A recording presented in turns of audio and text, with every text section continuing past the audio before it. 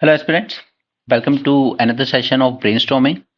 आज हम लोग 3 टॉपिक नहीं लेंगे, बल्कि हम लोग एक ही टॉपिक जो कि पिछले कुछ दिनों से न्यूज़ में है, दैट इज़ एएससीआर रिपोर्ट। ओके, इसी को अच्छे से डिटेल में एनालाइज करेंगे। इसकी जो फाइंडिंग्स है वो, क्योंकि वो आपको प्रीलिम्स में तो काम आएंगी ही, पूछी जा सकती हैं, but at the same time ये आपके मेंस में एज अ फॉर्डर मटेरियल काम करेंगी। जब भी सोशल इश्यूज पर क्वेश्चन आएगा, ठीक है, या आप कह लीजिए कि हमारा डेमोग्राफिक डिविडेंड पे क्वेश्चन आए, या एजुकेशन से रिलेटेड कोई क्वेश्चन आए, ठीक है, तो इस पर आपको इसकी फाइंडिंग्स जो हैं वो कोड करने से आपका आंसर थोड़ा बेटर दिखेगा। ओके, उसके अलावा हम लोग रीजंस जानेंगे कि आखिर हर 2 साल में इसकी जो रिपोर्ट आती है वो इसी तरह की पिक्चर प्रेजेंट करती है हमारे सामने। कोई इंप्रूवमेंट नहीं हो रहा, कुछ नहीं हो रहा, ठीक है। तो रीजंस क्या है? चलिए, सबसे पहले इसके बारे में बेसिक्स बात करते हैं। Annual status of education report, ठीक है, 2023 रिलीज हुई है, और रिपोर्ट का टाइटल है beyond basics. Clear? And release कौन करता है? तो रिलीज करता है प्रथम फाउंडेशन। इस साल इसने फोकस किया है चिल्ड्रंस पर रूरल एरियाज के, रूरल एरियाज प्लस जो एज ग्रुप में आते हैं 14 टू 18 ईयर्स के, ठीक है। अच्छा, नाउ रीजन इज कि इन्हीं पर फोकस क्यों किया है, ठीक है, इसी एज ग्रुप पर और रूरल एरियाज पर ही क्यों? क्योंकि देखिए, यही वो लोग हैं जो डेमोग्राफिक डिविडेंड, जो हम लोग कहते हैं कि इंडिया की मीन एज कितनी है, 27.9 ईयर समथिंग। ओके, तो इंडिया की जो मीन एज है उसमें डेमोग्राफिक डिविडेंड में जो थोड़ा सा पीछे रह गए हैं कहीं ना कहीं, उतना अच्छा क्वालिटी एजुकेशन नहीं मिल रहा है, उतनी अच्छी स्किल्स नहीं मिल रही हैं, उतनी अच्छी एम्प्लॉयमेंट अपॉर्चुनिटीज नहीं मिल रही है। तो हमारे डेमोग्राफिक डिविडेंड का ये जो सबसे इंपॉर्टेंट पार्ट है, रूरल एरियाज में रहने वाले बच्चे इन दिस एज ग्रुप, ये पीछे ना रह जाएं, इसी पर फोकस करते हुए इस साल रिपोर्ट ने इनको स्टडी किया है, ठीक है। ओके, नाउ सभी डिस्ट्रिक्ट, जैसे हमारे 28 स्टेट्स को इसने कवर किया है, ठीक है, उसमें से एक एक दो दो डिस्ट्रिक्ट सेलेक्ट की थी इसने। That's not important for you, but हमें जो फोकस करना है मोस्टली, दैट इज कि ये 4 पॉइंट पे फोकस करता है मोस्टली, ठीक है, 4 कैटेगरीज पे या 4 पॉइंट्स पे, ये जानने के लिए कि बच्चों का लर्निंग लेवल क्या है। फर्स्ट फर्स्ट है आपकी बेसिक रीडिंग, ठीक है, फर्स्ट है आपकी basic reading, maths and English ability, ठीक है।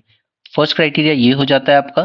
सेकंड हो जाता है कि आपके पास जो बेसिक स्किल्स है क्या, जो आप अप्लाई कर सको, the application of basic skills to everyday calculation, ठीक है। एवरीडे कैलकुलेशन से मतलब क्या है यहाँ पर?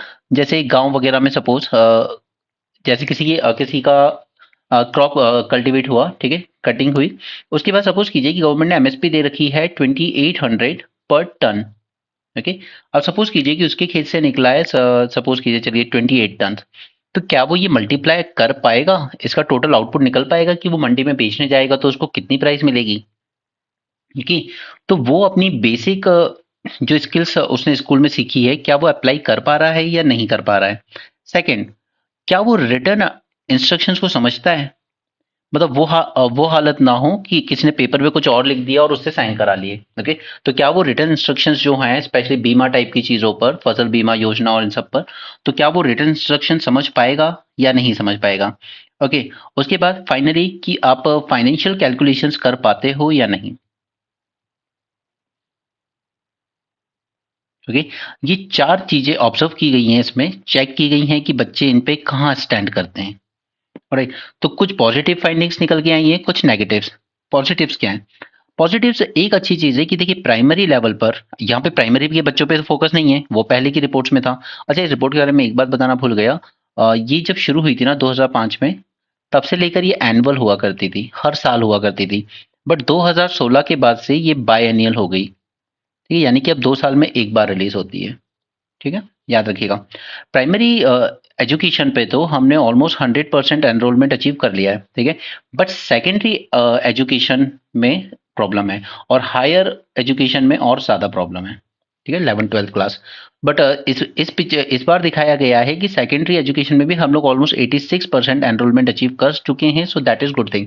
क्योंकि जब कोविड आया था तब एक थ्रेट जनरेट हुआ था कहीं ना कहीं, कि शायद बच्चे जो प्राइमरी स्कूल से थोड़ा सा आगे गए हैं, ये शायद ड्रॉप आउट कर जाएंगे, लाइवलीहुड कंसर्न या जो भी है, उस वजह से ड्रॉप आउट हो सकता है इनका, बट ऐसा कुछ ड्रॉप आउट देखने को नहीं मिला 23 की रिपोर्ट में, ठीक है।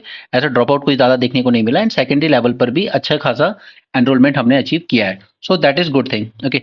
और अब मैंने जब आपको मल्टी डायमेंशनल पॉवर्टी इंडेक्स बताया था ना, दोनों का, ऑक्सफैम वाला भी और एक और हमारा नीति आयोग वाला भी, ठीक है। तो उसमें 1/3 डिवीजन होता था सबका, ठीक है। 1/3 में एजुकेशन में जब होता था, तो एक तो आपका एनरोलमेंट आ जाता था, ठीक है, और दूसरा आ जाता था ईयर्स ऑफ स्कूलिंग, यानी आप कितने साल स्कूल गए हो। ये नहीं कि आपने बस एनरोल किया था तो आपने लिखवा दिया, कितने साल गए हो, इनको वेटेज दिया जाता है 1/6 1/6, ठीक है। ये मैंने न्यूज़ पेपर एनालिसिस के साथ डिस्कस किया था, मल्टी डायमेंशनल पॉवर्टी इंडेक्स को। उसको कभी ब्रेनस्टॉर्मिंग में दोबारा कर लेंगे, बट आज फोकस इसी रिपोर्ट पर रखेंगे, क्योंकि ये दोनों न्यूज़पेपर में बहुत आर्टिकल्स आ चुके हैं, वहां हमारा टाइम वेस्ट ना हो डेली। तो मैं 2 दिन से आपको वो स्किप भी करवा रहा था कि मैं इसको अलग से डिस्कस कर दूंगा, ये। तो यहाँ पर एक और अच्छी रिपोर्ट, ये फाइंडिंग ये है कि यहाँ पर 86% एनरोलमेंट है, that is a good thing. And secondly, कि जो ईयर्स ऑफ स्कूलिंग है बच्चों के, कि कितने साल वो स्कूल में पढ़ रहे हैं, उसमें भी हमें काफी इंक्रीज देखने को मिला है। Alright, so these 2 things are good. और कहीं ना कहीं ये दिखाता है कि जो ड्रॉप आउट रेट है इंडिया में, वो रिड्यूस हुआ है, और वही हमें अचीव भी करना था। इसके अलावा तो देखिए, अब एक कंसर्न ये है कि देखिए, हम जा रहे हैं 14 ईयर से लेकर 18 ईयर तक, ठीक, 14 ईयर से 18 ईयर तक के बच्चों तक जा रहे हैं। तो दिक्कत ये है कि 14 ईयर की जब हम देख रहे थे, तो हमें हार्डली 4% बच्चे ऐसे मिले जो एनरोल नहीं थे। उनकी एज 14 ईयर है, बट वो स्कूल नहीं जा रहे हैं।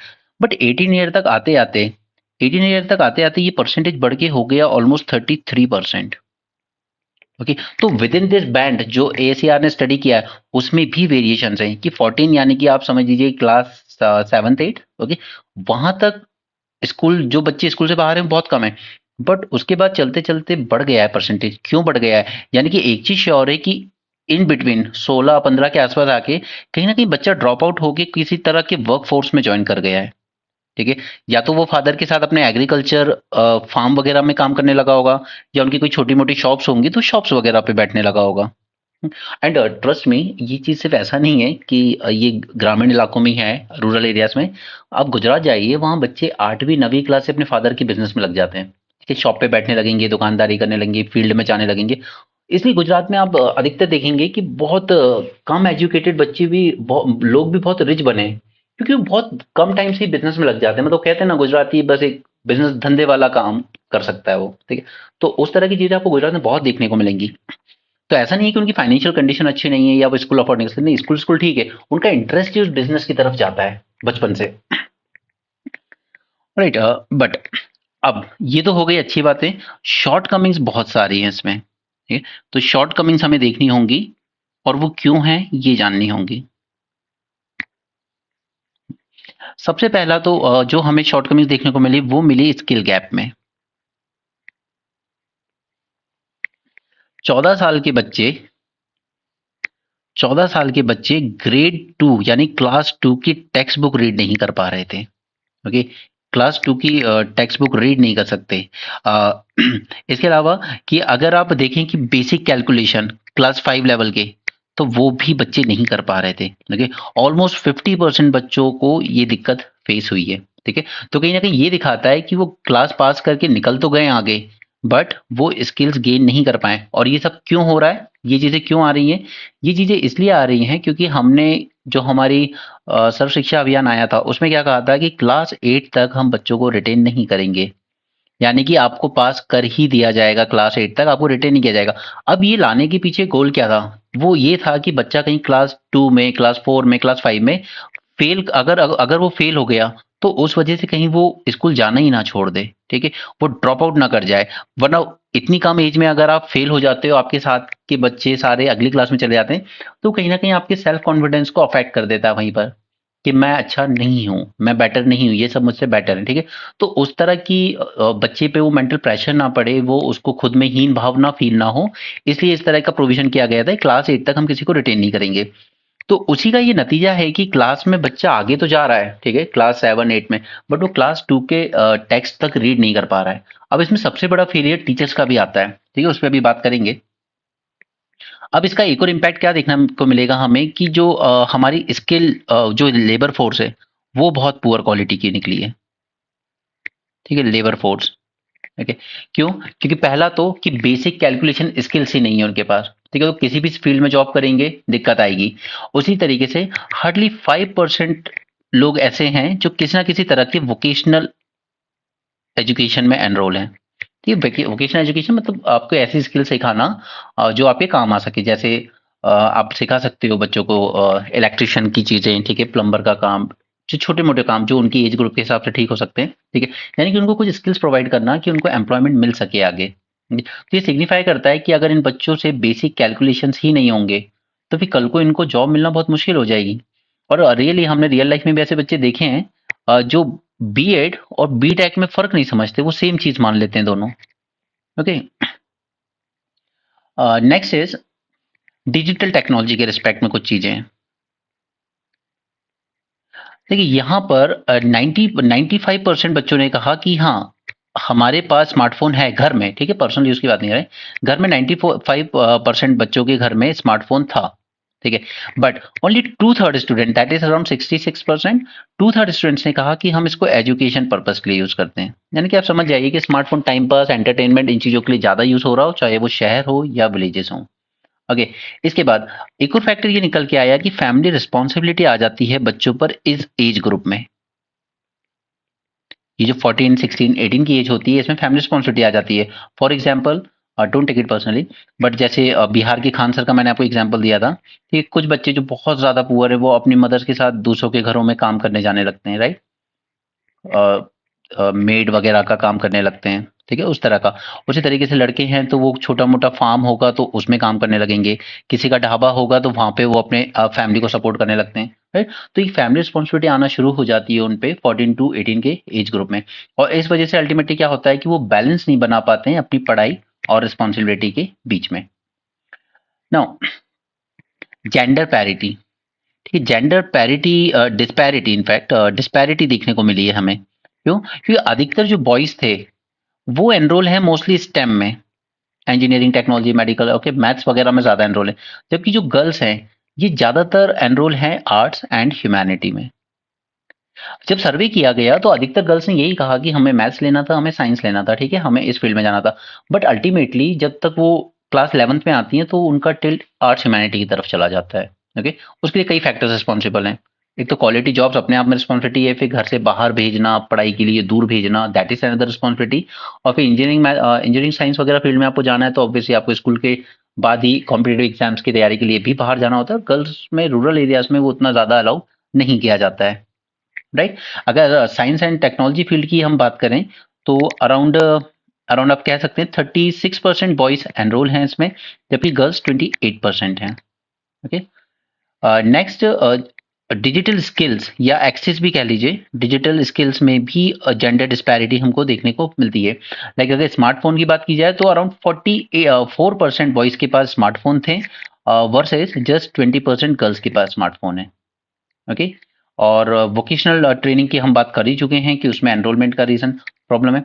अब चलिए, अब हम लोग आ जाते हैं कि रीजंस क्या है आखिर इसके लिए। ना ये मत सोचिए कि मैं जो पॉइंट्स दे रहा हूँ वो, आप जरा एक बार खुद से सोचिए कि इसके लिए क्या रीजंस हो सकते हैं। एकदम बेसिक्स हैं, कॉमन है, जो हम लोग अपने आसपास देखते ही हैं लाइफ में। सबसे पहला, आप इस तरह की न्यूज़ वगैरह देखते रहते हैं कि एक स्कूल है गाँव में, एक ही टीचर है, वो सभी क्लास के बच्चों को एक ही साथ बिठा रखा है उसने, ठीक है। गाँव में एक तो क्या आजकल सरकारी स्कूल में बच्चे बहुत कम जाते हैं, ठीक है।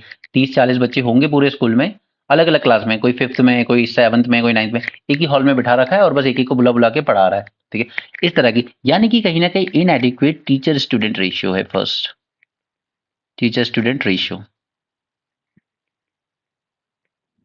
ठीक है। एक ही टीचर पूरा स्कूल का काम देख रहा है। और सिर्फ इतना ही नहीं, इसके अलावा बाकी उस टीचर की खुद के पास ढंग की ट्रेनिंग नहीं है कि वो उसको ये मेथड्स पता हो कि कैसे मैं एक इंटरेस्टिंग वे में बच्चों को पढ़ा सकूं, ठीक है। फॉर एग्जाम्पल, आप स्कूल में प्लेग्राउंड वगैरह में देखेंगे कि कुछ स्कूल में, खासकर दिल्ली के स्कूल में जो सरकारी स्कूल है ना, उसमें हाँ कंडीशन इंप्रूव की है गवर्नमेंट ने, नो डाउट। जैसे आप सीढ़ियों पे नंबर्स लिख देते हो, ठीक है, बच्चा खेलते खेलते कि देखो इस सीढ़ी को स्किप करना है और इस पे जंप करना है डायरेक्ट, यानी कि 1, फिर आपने एक नंबर स्किप करके गए तो 3, 3 से एक नंबर स्किप करके गए तो 5, यानी कि आप ऑड नंबर्स पे जा रहे हो, ठीक है। ये होता है लर्निंग विद फन। ओके, इस टाइप की चीजें, इनको हम कहते हैं पेडागोगिकल मेथड्स। पेडागोगिकल मेथड टीचिंग के, ठीक है, बट ये सब ट्रेनिंग इन टीचर्स के पास खुद नहीं है। Okay, don't take it again personally, but Bihar में अभी जो टीचर रिक्रूटमेंट हुआ बहुत धूमधाम से बताया गया, 1 लाख से ज्यादा टीचर को हमने ज्वाइनिंग लेटर दे दिए, फंक्शन भी ऑर्गेनाइज कर लिया गया। बट वो टीचर जब जा रहे थे, वो मीडिया ने उनसे कुछ बेसिक क्वेश्चन पूछे, उन्हें नहीं पता बिहार की होम मिनिस्टर कौन है, उन्हें नहीं पता बिहार में डिस्ट्रिक्ट कितनी आती हैं, they have no idea about it, and now they are becoming the teacher. Okay, तो उस लेवल की नॉलेज के साथ अगर आप टीचर बन भी जाओगे तो बच्चों की फाउंडेशन स्किल्स खराब ही होंगी ना, वो ठीक कैसे हो पाएंगी, राइट। इसके बाद अब चलिए ये सब टीचर हो भी जाए तो लर्निंग, जो आप कह सकते हो लर्निंग रिसोर्सेज नहीं है उतने। कुछ स्कूलों में अगर आप देखोगे तो एक ही किताब है, पर उसी से पूरी क्लास में शेयरिंग हो रही है, रिसोर्सेज ही नहीं है। मैं बहुत ही बैकवर्ड रूरल एरियाज की बात कर रहा हूँ। ओके, इसमें रिसोर्सेज तक आप नहीं प्रोवाइड कर पाते बच्चों को। अब इसमें कर्नाटका का एक मॉडल का जरूर बात कीजिएगा, वहां पे उन लोगों ने पब्लिक लाइब्रेरी को बहुत ज्यादा एम्फेसाइज किया, ठीक है, और उससे काफी अच्छे आउटकम देखने को भी मिले, स्पेशली जो हायर क्लासेस में बच्चे 10 11 12 में, वो लिटरली पब्लिक लाइब्रेरी जाते हैं।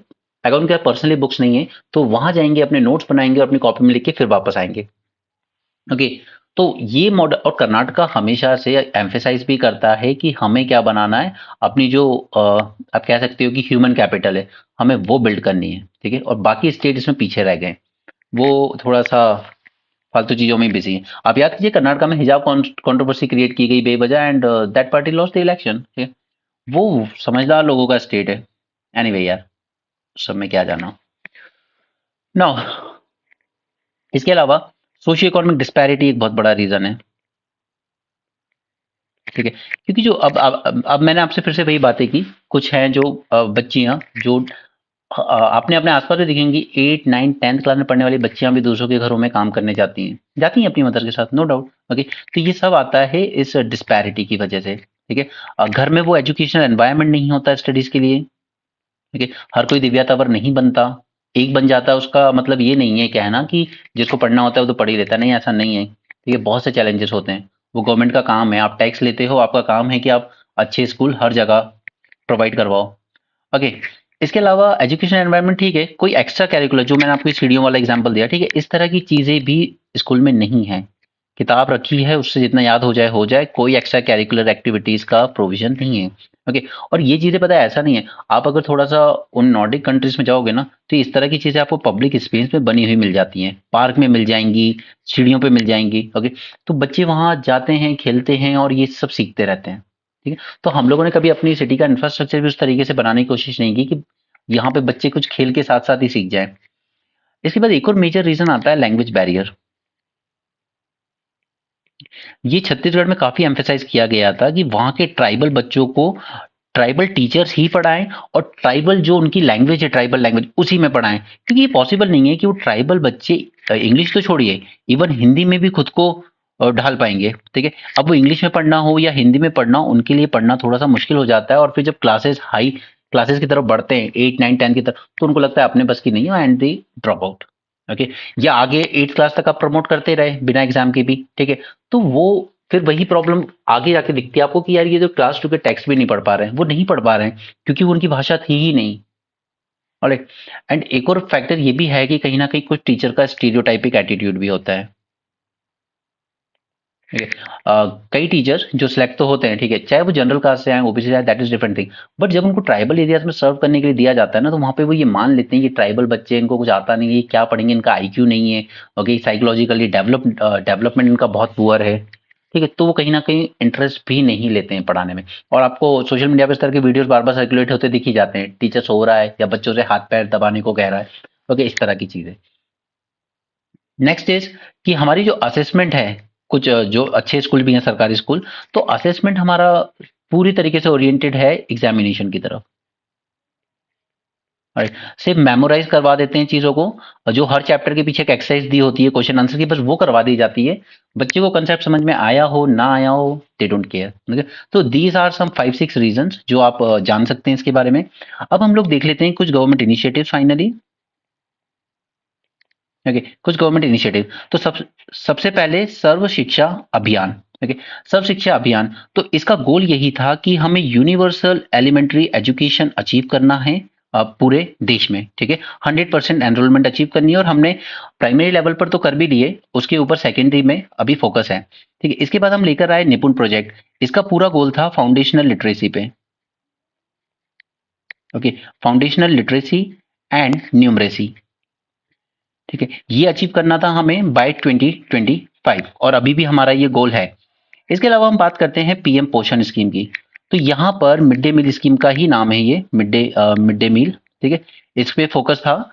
तो यहाँ पर जो हमारा गोल था मिड डे मील स्कीम में वो यही था कि बच्चों को अच्छा न्यूट्रिशन भी दिया जाए, क्योंकि न्यूट्रिशन अच्छा होगा तभी आप अच्छे से पढ़ सकते हो, और साथ में इंश्योर किया जाए कि बच्चे का एनरोलमेंट भी स्कूल में हो और उसकी अटेंडेंस भी हो, खाने के बहाने ही सही, ओके, बट एटलीस्ट वो स्कूल तो आए। उसी तरीके से फिर हमने लॉन्च किया स्वयं प्रोग्राम, ओके। स्वयं प्रोग्राम का 3 गोल था। फर्स्ट, एक्सेस, एजुकेशन एक्सेसिबल हो सबको। दूसरा, इक्विटी, यानी इक्विटेबल हो, कोई डिस्क्रिमिनेशन ना हो बच्चों को, जैसा अंबेडकर जी के साथ हुआ। और थर्ड, क्वालिटी भी दो, ठीक है, वो एजुकेशन क्वालिटी हो। ये अचीव कर लिया, ये अचीव कर लिया, बट इस पे हम लोग लैग कर रहे हैं।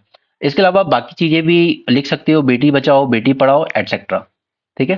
तो अब एएससी इस रिपोर्ट ने कुछ रिकमेंडेशन भी दिए हैं, ओके, कुछ रिकमेंडेशन भी दिए हुए हैं, जैसा कि आप फंड्स डिवॉल्व कीजिए लोकल बॉडीज को, ठीक है। सेंट्रल स्टेट की तरफ से फंड डिवॉल्व किए जाएं लोकल बॉडीज को। उसी तरीके से इन स्कूल्स का कम्युनिटी मैनेजमेंट किया जाए, ठीक है, यानी कि जो कम्युनिटी है वहां पर उनके हाथ में दिया जाए। और साथ साथ, अब ये पॉइंट इंपॉर्टेंट है, लिख लीजिएगा, प्राइवेट सेक्टर की जो स्कूल्स हैं इनको एनकरेज किया जाए कि आप अपने आसपास के ही किसी गवर्नमेंट स्कूल को अडॉप्ट कीजिए और वहां पर टीचिंग को इम्प्रूव करने में कुछ हेल्प कीजिए, ओके। इसके बाद टीचर पेरेंट इंटरेक्शन बहुत जरूरी है। कई पेरेंट्स हैं जो बच्चों को काम में लगा लेते हैं अपने साथ, उनको समझाना, थोड़ा सा मॉनिटर करना, अवेयरनेस जनरेट करना जरूरी है कि अगर आप अभी से काम में लगा लेंगे तो बच्चा यही काम करेगा आगे चल के भी, ठीक है। अभी उसको पढ़ने दीजिए, वो ज्यादा जरूरी है, उसकी एज है ये पढ़ने की। नेक्स्ट इज स्मार्टफोन की, जो स्मार्टफोन की टेक्नोलॉजीज हैं, ठीक है, इसको लीवरेज करने की जरूरत है। और हमने एक आर्टिकल भी देखा था द हिंदू में, उसमें हमने कहा भी था कि जो फॉर्मल है एजुकेशन वो तो ठीक है, इनफॉर्मल देना भी जरूरी है। लाइक एग्रीकल्चर में स्किल्स वगैरह की कैसे इसको इंप्रूव किया जा सकता है, अपने यहाँ के एनवायरनमेंट, ग्राउंड वाटर वगैरह के लिए क्या किया जा सकता है, ठीक है। उसी तरीके से इनोवेटिव लर्निंग मेथड हमें जुटाने की जरूरत है, इनोवेटिव लर्निंग मेथड, ओके, यानी कि indoor sports, outdoor sports, cultural activities, ठीक है, प्ले वे में लर्निंग हो, खेल खेल में पढ़ाई के साथ, ओके। इसके अलावा कर्नाटका का, जैसे मैंने आपको एग्जांपल दिया, हमें पब्लिक लाइब्रेरीज बनानी चाहिए, ओके, ताकि जो लैक ऑफ रिसोर्सेज का इशू है बच्चों के साथ, वो एक्सेस किया, एटलीस्ट टैकल किया जा सके, ऑलराइट। तो हमने देख लिया यहाँ पर कुछ इनिशिएटिव, रिकमेंडेशन देख लिए हमने, गवर्नमेंट के इनिशिएटिव्स देख लिए, ठीक है, एएसएआर के रिकमेंडेशन, उसके अलावा गवर्नमेंट के कुछ इनिशिएटिव्स, उसके बाद हमने रीजंस देख लिए, एंड हमने कुछ शॉर्टकमिंग्स देखी इस रिपोर्ट में, कुछ पॉजिटिव्स देखे, और बाकी इस रिपोर्ट के बारे में बेसिक्स देखा, ओके। तो ये एक बस आर्टिकल था जिसमें हमने पूरे डिटेल में बात की कि जो भी एएससीआर से रिलेटेड जो भी आ रहा था द हिंदू और इंडियन एक्सप्रेस में, उसको हमने एक ही जगह पर समराइज कर लिया, ठीक है, रोज रोज उसमें टाइम वेस्ट नहीं करना है पढ़ के। So this was a brainstorming session, okay. तो यहाँ पर मैं आज और कोई टॉपिक नहीं ले रहा हूँ, इसी को डिस्कस करना था सिर्फ आपके साथ, okay. So I hope you like this lecture, thanks for joining, have a great day and keep learning.